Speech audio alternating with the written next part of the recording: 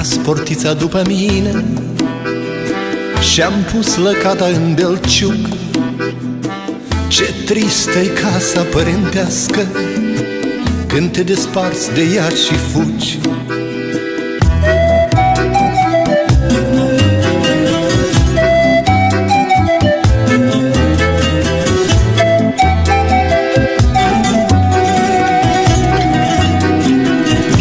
Și fugi în lumea mare, după iluzii, după bani, ne deslușim de șertăciunea aceste risipe de ani.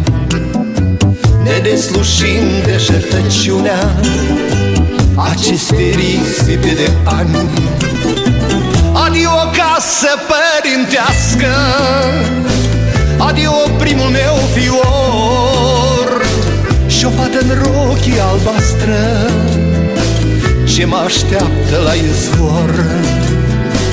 Adio casă părintească, adio primul meu fior, și o fată în rochii albastră ce mă așteaptă la izvor.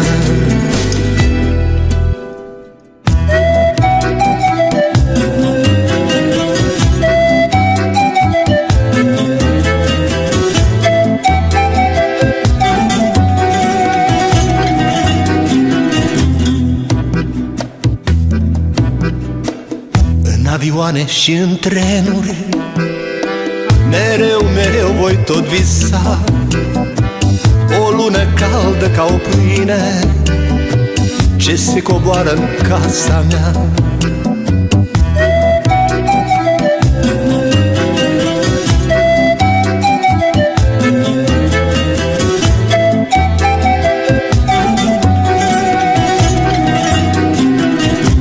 Coboară și mângâie pereții albi duruți cu var de sfânta mâna mamei mele și de-al inimii ei dar.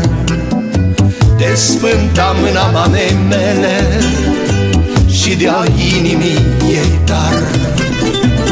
Adio casă părintească, adio primul meu fior, și o fată în rochii albastră ce mă așteaptă la izvor.